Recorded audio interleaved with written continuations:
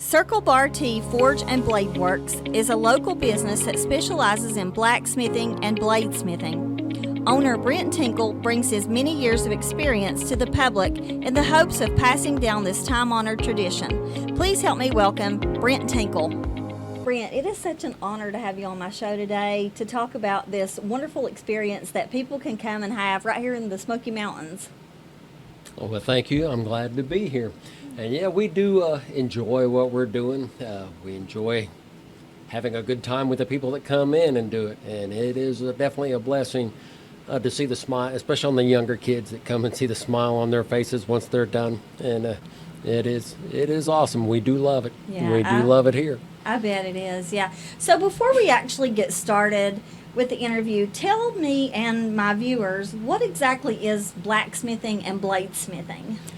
Well, the difference between a bladesmith would be, bladesmithing is basically just generally dealing with making knives, making bladed instruments, as that goes. Blacksmithing would be more of a general term, as far as working with metal, working and shaping metals into all different types of tools and items, everything from ornamental to useful tools. Blacksmithing's been around for a very, very, very long time, for centuries. And back in the day, your blacksmith was your farrier, was your bladesmith, was everything all encompassed into one. At times, maybe even your medical doctor. Yeah. Which we try to procrastinate from that at the shop. I imagine it has been. It's probably one of the oldest professions in the world because that's the only way they had to make tools centuries ago. Mm-hmm. Yeah. Yes, ma'am. Back in the day, blacksmiths were held in a very high regard in the town because it was a very essential person and job to have at that point. All up until even in this country, all up until the early 1900s. So when I think about a blacksmith, of course, the first thing that comes to my mind is horseshoes. Mm-hmm. And I think that's probably common for everybody. Yep. But looking on your website, there's so much more that you do besides horseshoes. So tell us about some things that we might not be aware of that you do produce in your shop. Well, I have made everything from helicopter parts for the military to the toilet paper hanger that goes in our bathroom and everything in between. I've made gun parts for old antique firearms and stuff like that. And we've made signs for hotels here. We've made ornamental items for a lot of the cabins that are here in town, and everything from stair railings to door handles and such, and everything you can think of that you would want made out of metal, we do it. That's cool. So it's I guess it's raw. Is it raw iron? Is that what the material is? Steel. Steel. Mm-hmm. Okay, steel. Yep. Yeah. So, Yep. So what age were you when you first started doing this? And when you first started, did you know you had a gift at it, or was it something that you had to practice? I grew up on a farm. So in my younger years, I've been doing this for 38 years. In my younger years, we had horses, of course. And, of course, you need your horses shod. You call the farrier out to come and shoe your horses. And I was always interested in working, when I was a young kid, I was always working with the animals and stuff like that. So when the farrier would come out, I was really into that. And when they would start whipping on that anvil, forging out those horseshoes, that really caught my attention. Yeah. And it just stuck with me for the rest of my life. I was a certified journeyman farrier for years, is how I made my living. I would go out and shoe horses. There got to be a point in my life with some medical issues where I couldn't be a farrier anymore. That can be quite rough on the body. As you can imagine, you've got a 1,400-pound animal that may or may not want to be sharing the same space with you, so it can be rough on the body. I had a few health issues with my back, and I couldn't shoe horses anymore, but had always been whipping on that anvil, playing with that steel, making this and making that. I had made tools, and I've made tools that I've shipped all over the country for everybody, and I've made ornamental items. The ornamental is kind of something that's probably my favorite part of it. Blades, of course, we make them every day, and I've done that for 38 years, where I've made knives and knife blades, different sorts of all kinds, everything from swords to a little nail knife that we make at the shop. Yeah. So when you were little growing up doing this, I mean, it really just got passed on to you. Did you ever think that you would be doing it to make money and like to doing what you're doing today? Or did you think, well, I'll just work on the farm and that'll be my job? Well, when I became a farrier for a living, and I can remember my parents looking at me and my father telling me, "Boy, I always thought you were smarter than that to work that hard." That was my earlier years, and that I never really had a thought of making a living at the type of work I do now, because honestly, it just wasn't done. You don't see that these days. You know, I'm probably one of the few blacksmiths that I can say this is my only job.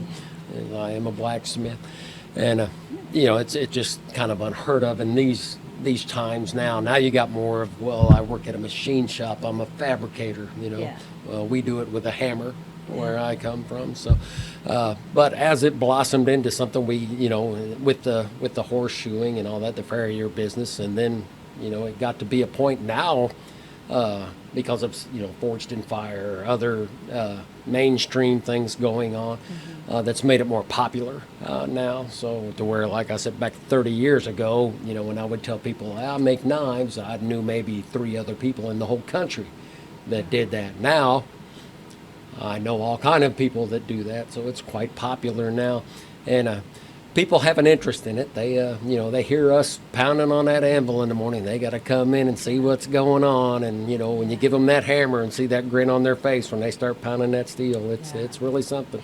You know, I'm really glad to see that it is coming back, because I worry, you know, I'll be 55 next month, and it seems like the things that I even did with my grandparents are dying out. Like, I never hear people talk about stringing green beans, and I did that with my granny probably every 3 or 4 days, you know, and I'm like, what do the kids do now? And so to see you open a huge shop and then bring from young to old in and have them do that's really impressive. I'm really happy that you do that, because it is such a dying art. It really is. So And we are glad to pass it on. It's a lot better than, you know, nowadays. All the kids are really good at this. yeah. You know, so Yeah. we're kind of glad to pass on something where they can use those hands for something else besides their cell phone. Exactly. Or a video game, yeah. So what's the process? Tell me, I wondered, I watched a few videos. I need to really, I started to come the other day, but that Jeep invasion was here, and I was like, I'm not going near town, you know. But, so what's the process? Is there fire? I know, do you melt something, get something really hot? Tell me the process from start to Yeah, we finish. have a forge, basically is what we heat our steel into. And we take the material that we're using, and we have, as far as coming into, you know, if a customer wanted to come into the shop and make a blade, we've got a certain types of material, different material they can choose from to make their blade from, depending on what they're wanting to make. We got everything from a pony shoe, a horseshoe, a rebar, railroad spike, and I have examples of that here in this box that I brought. But once they choose the material, we put it in the forge, and we'll heat it up. I'll get back there behind the anvil with them.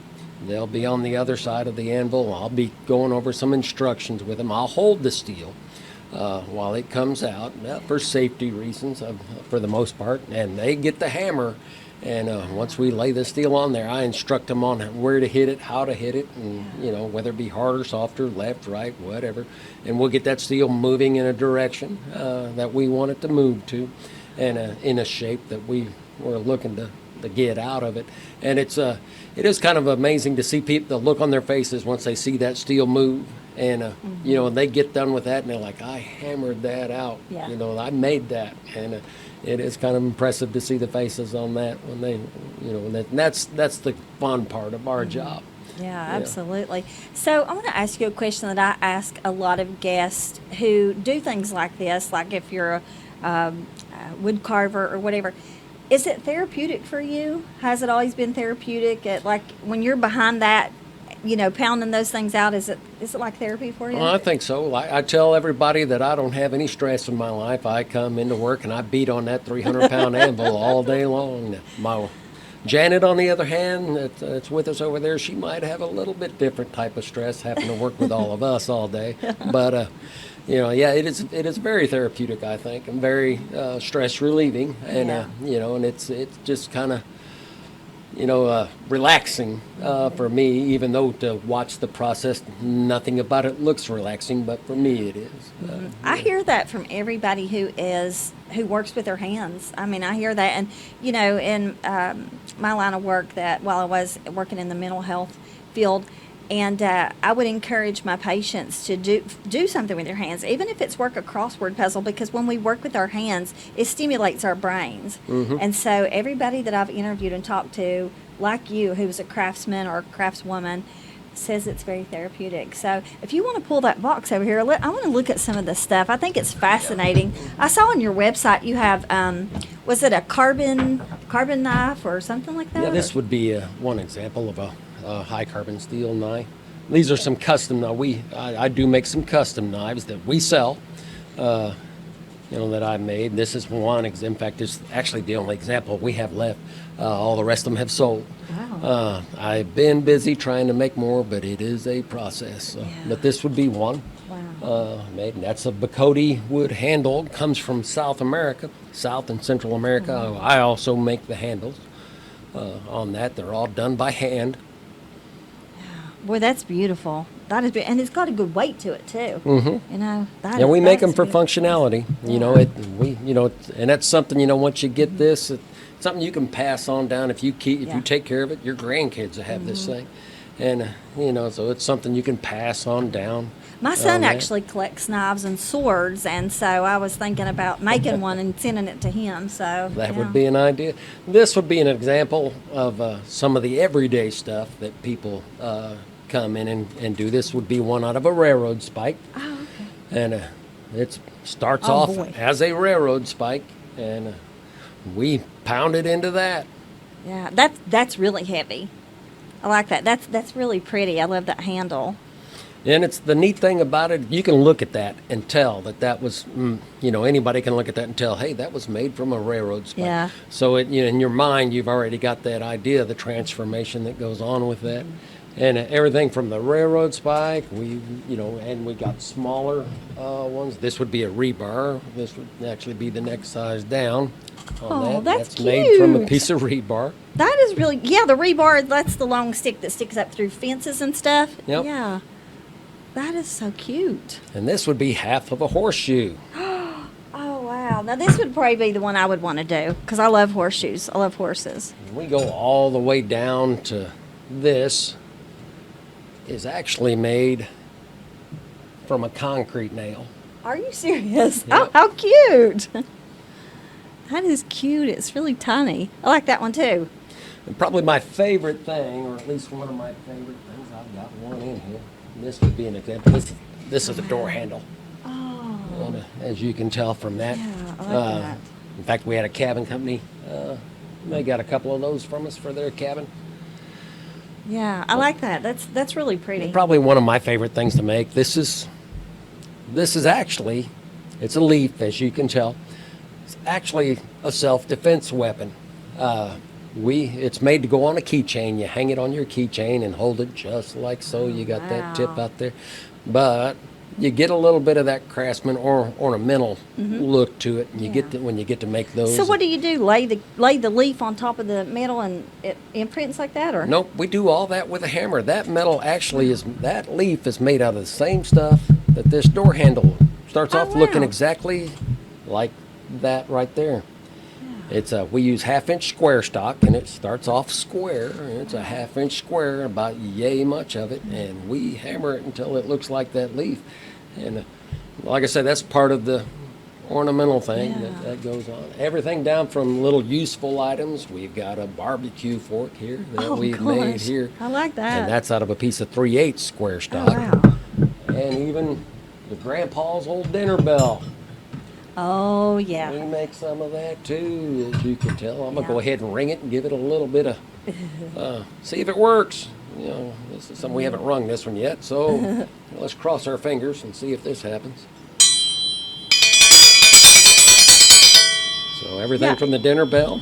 That leaf would start off with looking exactly like that. That much of that steel right there is what that leaf starts off looking like. Wow. My grandparents used to have a dinner bell like that, just hanging up as decoration outside, So, wow, that brings back a lot of memories. Yeah, and there's one out of a pony shoe. Small little pony shoe. Oh, that is. And we also make hooks. Probably also another one of my favorite things to make is this cross. No, I saw that on your website. I really, really like that. That is beautiful. Now, can people, when they come, if say I was to come over there tomorrow, could I make anything here, or is Yeah. this something I'd have to buy from you? The crosses, we do have a class on that where you can come and make the crosses. The knives, any of the knives that I've shown you, you can come and do that. We have a beginner blacksmith class to where I teach them how to make the leaf. That's about a half a day long class. We have a full day long class to where you can make a carbon steel knife of your choice.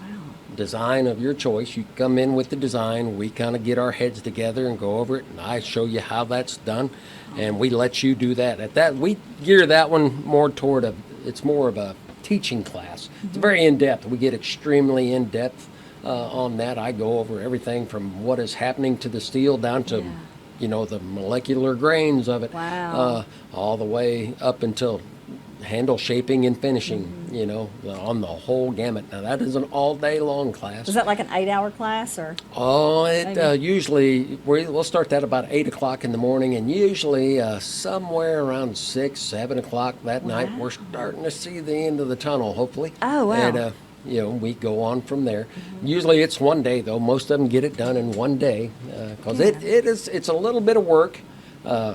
It's extremely satisfying, though, when you're done. When you get done with that product and you're like, this is something I made. I had a young boy come and take that class. I'll never forget this kid. I cannot remember his name. He's going to have to forgive me on that. I've still got his picture on my phone. But I had made a camp knife. I had pounded out this camp knife. And he just loved it. So he come and took that class, and that's what he wanted to make, was this camp knife. And this was a young kid. He was... I think 12 years old, or getting ready to be 12. Very determined young man. I have not had a person in there that has been more determined than him. Had a hard time swinging the hammer accurately, but never gave up. Oh. And this kid did an awesome job. By the time it was said, we had people literally coming into the shop trying to buy that blade off of him. And he could have more than doubled his money on it, but he wasn't about to sell it. He was like, nope, this is mine, and I'm going to keep it. And he did an awesome job on it. I cannot brag about that kid enough. I wish I had that picture here with me to show you. But we have that class available also. Those are all done. The beginner blacksmith class and the dream knife class is something that is done on appointment. We can do those at certain times of the year. Certain times of the year we can't, depending on how busy the shop is, because it's a one-on-one with me, and it's kind of hard to get one-on-one when I've got 100 people coming into the shop. So And that child, he will have that knife for the rest of his life and probably pass it down to his kids. And so that has to make you feel good when you see that. You see them come in and do something. Listen, I can't draw a straight line. I'm not an artist. I'm not creative in any capacity whatsoever. So if I came and just made this leaf and it turned out good, I would be like, yay! So and we tell people that also, when they come in and they'll look at, like, let's say that railroad spike knife, and they're looking at that, and and I tell everybody, I said, it's an experience. I mean, you can go, there's a lot of shops here in town. You can go about in any shop and buy a T-shirt. And even our shop, we have T-shirts. But you can go about anywhere and buy a T-shirt. You can't go everywhere and pay to have an experience, and then have something to remember that experience with for the rest of your life that you've made. So that's really what we're selling. We're selling an experience for you to come in and do that. When you're done with that experience, here's what you've made. This is what you got. You can go into town to a nice restaurant and spend money and get a good dinner. And it can be a good dinner, but after dinner's over, dinner's over. With this, you've got that to remember with for the whole time you have it. I was going to say, I really like that you called it an experience. I like that because it's not just, here we live in a tourist town. You can go anywhere and buy a little knife that says Smoky Mountains on the handle. But what are you going to do with it? 9 times out of 10, the kid's going to lose it before you get home, not keep it forever. But you are selling an experience that they will remember forever, especially if they come with a parent or, or even just, like I said, to keep it for the rest of their lives. So I love that. What age groups do you accommodate? What's the youngest that you would allow to make a knife? We do everybody from 5 years old and up. Wow. And, our insurance company kind of likes that. They want to keep that Yeah. 5-year-old limit.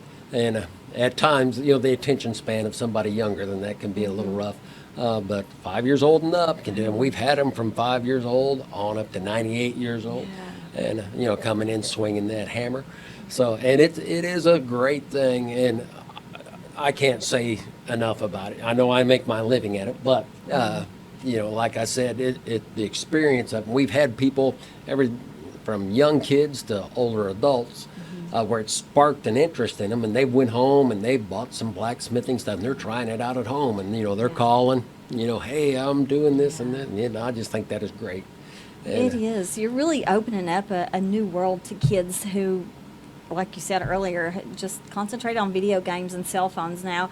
And so if we can get kids interested in this, that's fantastic. That's really great. So I understand that you accommodate groups as well. So you have, like, people can have birthday parties, bachelor parties. I read that on your Yes, website. And even, like, companies can come for team building events. Yes, ma'am. Yeah, we've had several of that. We've actually had a SEAL team unit. The whole SEAL team unit came in and forged out some blades at our shop. That was a very memorable day. And we've had a lot of companies, like you said, come in with the team building events to do that. We've had a lot of baseball teams that come down for the Cal Ripken thing, come in, and they bring the baseball team in, and that kind of school, everything from schools to Boy Scouts, and family reunions to whatever. Bachelor parties, bachelorette parties. We've had some of those come in and forge out some blades. So when a group comes in, so say a whole entire soccer team or a Boy Scout group comes in, so every person does their own, or they just watch you do one and... No, everybody does their own. Wow. You get the hammer, you get your turn up at the anvil. Oh, We can wow. take up to 4 people at the anvil at a time, and we do each blade. We'll do your blade, you'll do it. After that heat's done, we'll hand the hammer to the next guy. He'll do his blade, and we go so on from there, heat by heat.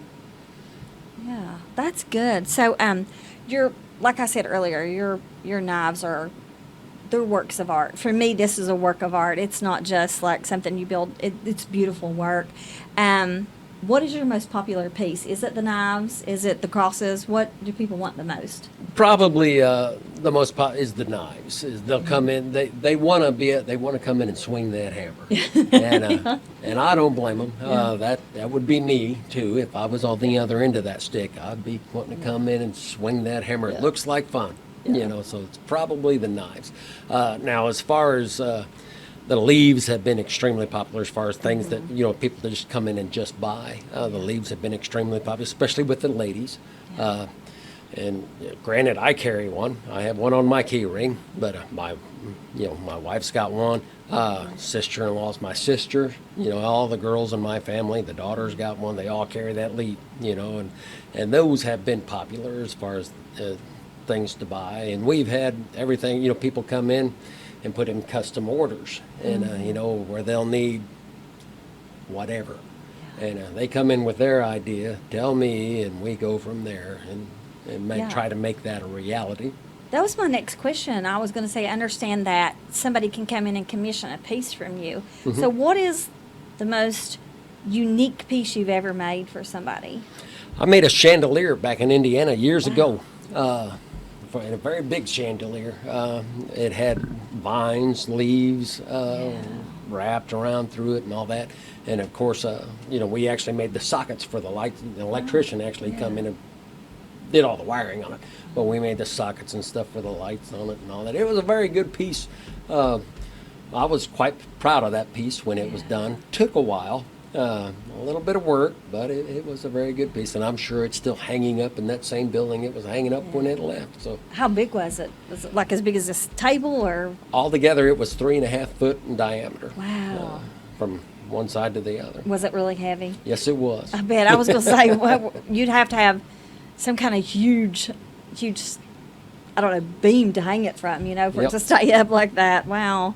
So, Tell me about your favorite piece you've ever made for somebody, that a custom piece you've ever made. Was it the chandelier? Probably, I would have to. The chandelier would probably be right there at the top. You know, it was it was a lot of work. You know, definitely something I was very proud of when I was done with it. We made it in stages. You know, when I made that, and I had help from another farrier friend, Chip Hunt, from back home. With it, that helped me on certain pieces of it, because certain pieces it took more than two hands to hold, and so you know, it was quite the ordeal once it was done. And how long of a process was that from beginning to end? Like from the time you actually, started the work until you finished it? well, that one took actually a few months. Wow. Granted, I did work on other pieces. That it's a very rare chance that I get to work on one certain thing at a time. And that's one thing I do explain to people when they come in and commission a piece. It's like, well, I'm this far out on that. And we'll get to yours. Yeah. But we'll put you in line. Nobody gets to jump in line, unfortunately. I've had some really good customers that, but nobody gets to jump forward in line. We put them in line as they come in. As they come in, we get to them and we go. That, of course, has to, we have to deal with our available time to do that, because at certain times of the year we have customers coming in wanting to forge out these blades. I have to take care of that, which is where our mainstay comes from. That's how we're going to pay the rent at the place. So you got to take care of that. Now, is it just you, or do you have workers that help you? Or Yeah, I've got 2 apprentices. I got a young kid. I say young kid. Young kid to me. He's 21 now, Gage. And Gage is a good kid. I've got another apprentice, Jason. He's also younger than me. Not that much, but he is younger than me. And they're learning. Gage has been with me for a little over a year. And Jason has been with me for, 9 months now, since he's come in there and started working. And they're learning. They really have an interest in it, and which is, I like that. And it's kind of, I'm kind of taking both of them in as lesser word to be said, as sons. Yeah, that's what I was thinking. To teach this craft to, and it makes me proud to see them progress, in the way that they're progressing. I don't know if it's a good thing they're probably not here to hear me say that, 'cause, but it does make me proud. I am proud of the guys. They are good workers and hard workers, and it's not an easy job. A lot of people come in and look at that and they go, "Oh, this is neat. I'd love to do that." And but trust me, it's work. It's hot work at times, especially now. With the heat we've had now. The last thing you want to do when it's 95 degrees out, stand in front of a 2,500 degree furnace. But we do it all day long, and we make it as comfortable in the shop as we have air conditioning in the shop. We run the air conditioning, we have fans and all that, make it as comfortable for everybody as we can do. And, not granted, in the wintertime, it works just the same way. We'll be in there in T-shirts, in January when the rest of them are wearing their coats. So, yeah. So I take it it's not something that somebody can just pick up and learn within a couple of months then? No, it is definitely a process. It's an ongoing process, and I, in fact, we were having this discussion with my guys the other day. I was talking with them and I said, you never quit learning until you put that hammer down. When I'm dead, that's when I'll quit learning. Wow. Until then, I'm still learning. And, it's definitely an ongoing process. There's always going to be a better way or an easier way or a different way to do something that somebody else might have thought of that I didn't. And so there's always going to be processes to learn. Let me ask you a question. This is kind of off topic. Well, not really off topic, but when you look at a piece of metal, I would look at like a concrete or a railroad spike and say, "Oh, it's a railroad spike." Do you automatically see a knife in it? Yes and no.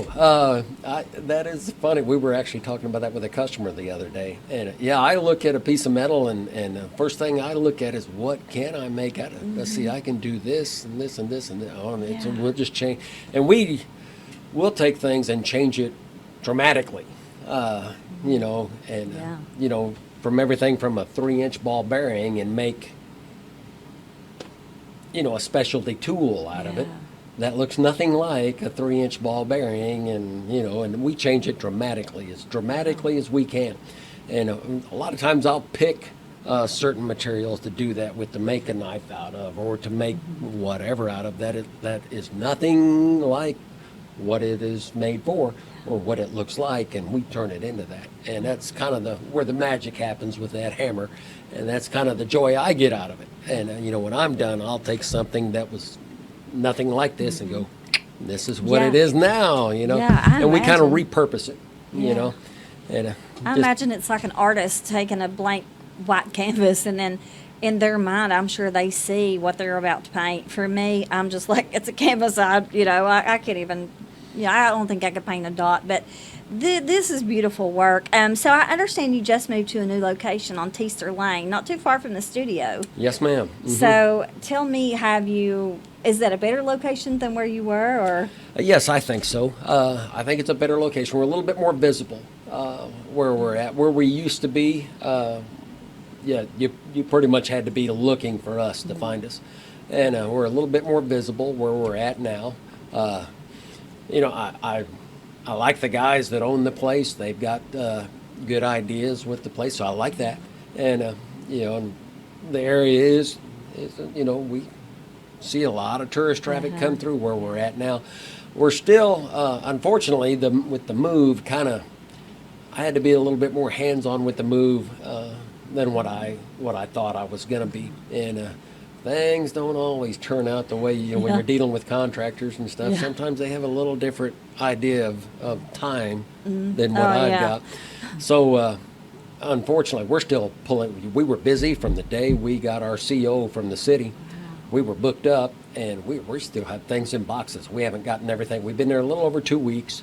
And, that I didn't realize it was that new. Oh, well, you know what? That's good, though. I mean, it's good to have that business right there rather than to go like, did we mess up by moving or whatever. So what's the address of the new location? The address is 2652 Teaster Lane. We are right next to the Lodge Cast Iron Store, right across from the Mountain Mile. Okay, yeah. I pass right by that every time I come here. So, yeah. So, listen, I want to thank you so much once again for coming and bringing all this stuff. This is just absolutely beautiful. I mean, even this barbecue thing, it's such pretty work, and I'm in awe of anybody who can take a piece of metal and create something out of it. So I really appreciate you coming on, and I'm going to have to bring my friend Pam Haggard over. She's been talking about this place, and she lives in Seymour, and I'm going to have to bring her, and me and her are going to make us some self-defense weapons. Oh, yeah. Come on in and swing that hammer. Yeah. Thank you again for being a guest today and for bringing all this. I appreciate it. You're welcome. Thank you for having us. Yeah. So thank you guys for joining me today. I know you've enjoyed looking at all of Brent's wares as much as I have. And join me again next week for another exciting guest. And remember to always dream big, because big dreams do come true.